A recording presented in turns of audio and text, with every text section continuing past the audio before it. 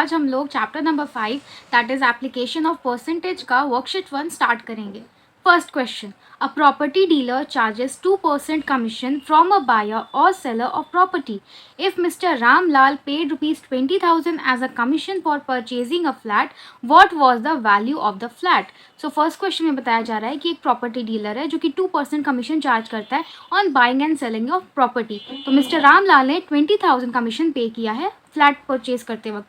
तो हमें फ्लैट की वैल्यू निकालनी है, यानी कि फ्लैट का ओरिजिनल प्राइस क्या है हमें ये निकालना है। यहाँ पे हम लोग को वैल्यू ऑफ फ्लैट निकालना है जो कि हम लोग को नहीं पता है। So we will assume that the value of flat is X.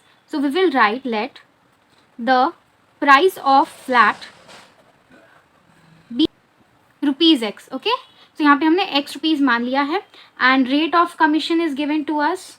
So we will write rate of commission is equals to 2%। Commission paid by mister Ramlal and mister Ramlal ने 20,000 रुपीज़ का कमीशन पे किया है। तो यहाँ पे हमने फ्लैट का प्राइस को अज्यूम कर लिया एंड जो भी हमारे क्वेश्चन में गिवन था उसको हमने नोट डाउन कर लिया। नाउ सी, यहाँ पे हम लोग को बोला गया 2% जो है वो चार्ज किया जाता है फ्लैट के प्राइस पे एज अ कमीशन। तो यहाँ पे हम लोग को बताया गया है कि 2% रेट ऑफ कमीशन है, यानी कि जो आपका फ्लैट का प्राइस होगा उसके ऊपर 2% चार्ज होगा, है कि नहीं। So we will write according to question या फिर according to problem also you can write 2% of X is equals to ₹20,000। जो फ्लैट का प्राइस होगा उसका 2% जो होगा वही आपका कमीशन है, और यहाँ पे कमीशन हम लोग को 20,000 दिया है। तो यहाँ पे हम लोग एक्स का वैल्यू को फाइंड आउट कर लेंगे। सो ये 2/100 into X is equals to 20,000। Then X equals to 20,000 into 100/2। अभी आपका कट हो जाएगा। सो 2 के टेबल में 20,000 10,000 में कट गया। सो दिस विल बिकम 10 लाख। तुम्हारा एक्स का वैल्यू आ गया एंड एक्स हमारा प्राइस ऑफ फ्लैट था और प्राइस ऑफ फ्लैट ही हमें निकालना था। तो हमारा प्राइस ऑफ फ्लैट हो गया ₹10 लाख।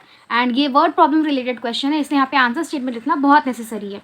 सो we will write answer statement, the price of flat is ₹10 lakh. So next question में है, a three star hotel in Delhi charges 10% sales tax on the price of food taken. Mr. Saxena and his family had food for ₹685. Find the total money he had to pay. So यहाँ पे बताया जा रहा है कि दिल्ली में 3-स्टार होटल है जो कि 10% सेल्स टैक्स चार्ज करता है फूड के ऊपर एंड मिस्टर सक्सेना और उनकी फैमिली ने ₹685 के फूड को ऑर्डर किया है। सो हमें यहाँ पे टोटल मनी फाइंड आउट करना है। ये जो ध्यान रखना, ये 685 जो है ये सिर्फ फूड का वैल्यू है, यहाँ पे सेल्स टैक्स एडेड नहीं है। सो हम लोग यहाँ पे सेल्स टैक्स निकालना है and after that we will add the sales tax on the food's price so that we can find out what's the total money paid by Mr. Saxena and his family. So we will write cost of food ordered by Mr. Saxena. तो उन्होंने कितने पैसे का food order किया है? It is ₹685, okay. And rate of sales tax is equals to 10%. Therefore sales tax is equals to 10% of ₹685. So we will find it out. 10/100 into 685. We will cut it and this will become ₹68.5. Now we will write, therefore total money paid by him is equals to, पहले तो cost of food plus sales tax. Okay. Now we will add it. So when we will add these two, we will get 753.50 paise. And last but not the least, we will write the answer statement. Mr. Saxena paid ₹753.50 paise in total. A painter paints 240 square feet of a wall. If this is 48% of the total wall surface, what is the area of wall in square feet? So यहाँ पे एक painter 240 square feets of wall को paint कर रहा है और ये जो 240 स्क्वायर फीट वो पेंट कर रहा है वो सिर्फ 48% ऑफ द वॉल है, यानी कि उसने सिर्फ 48% को पेंट किया है। सो यहाँ पर हम लोग को टोटल वॉल का एरिया फाइंड आउट करना है। सो यहाँ पे हम लोग टोटल वॉल के एरिया को x अज्यूम कर लेंगे। So we will write let the area of wall be x. Area painted by painter is equals to 240 square feet.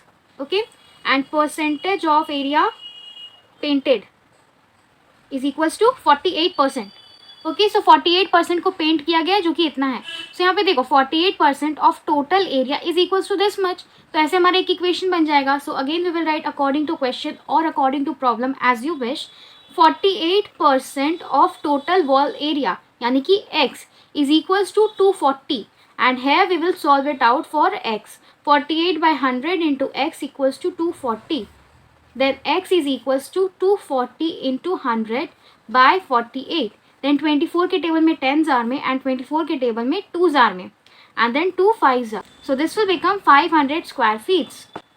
The area of wall is 500 square feet. Next question. The salary of a person was increased by 15%. If his salary now is rupees 9,936, what was his initial salary? यहाँ पे बताया गया है कि एक आदमी है जिसकी सैलरी में 15% का इंक्रीमेंट यानी कि बढ़ोतरी हो रही है, यानी कि 15% से उसके सैलरी को बढ़ाया जा रहा है एंड उसका सैलरी अभी यानी कि इंक्रीमेंट के बाद, बढ़ने के बाद उसका सैलरी हो जाता है 9,936। तो उसकी इनिशियल सैलरी क्या थी, यानी कि इंक्रीमेंट होने के पहले उसकी सैलरी कितनी थी। तो यहाँ पे हम लोग को इंक्रीमेंट होने की पहले की सैलरी को अज्यूम करना है and we will take it as X. So we will write let initial salary be rupees X. Okay, rate of increment, increment मतलब जिस रेट से वो बढ़ रहा है, increase, okay, is equals to 15%.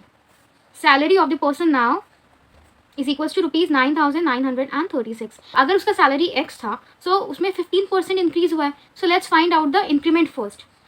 Therefore increase in his salary equals to, उसकी salary में 15% का इंक्रीज हुआ है. So 15% of initial salary that is x. तो this will become 15 by 100 x, और इसको हम लोग कट कर देंगे 5 के टेबल में, 5 3 जा एंड 5 20 जा. So this will become 3x by 20, यानी कि इतना बढ़ोतरी हुआ है उसके सैलरी में, इतना इंक्रीज हुआ है.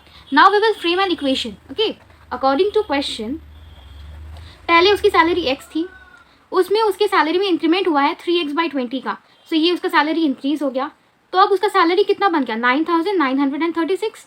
ये हमारा इक्वेशन बन गया. We will solve it out. So ये आपका एलसीएम 20 एंड यहाँ पे 20x plus 3x equals to 9,936. Then this will become 23x by 20 equals to 9,936. Then we will find x equals to 9,936 into 20 by 23. तो इसको हम लोग कट करेंगे तो हमारा आंसर आएगा 432. एंड देन हमने इसको मल्टीप्लाई किया 432 इंटू 20, तो हमारा आंसर आया है 8,640. The initial salary was rupees 8,640.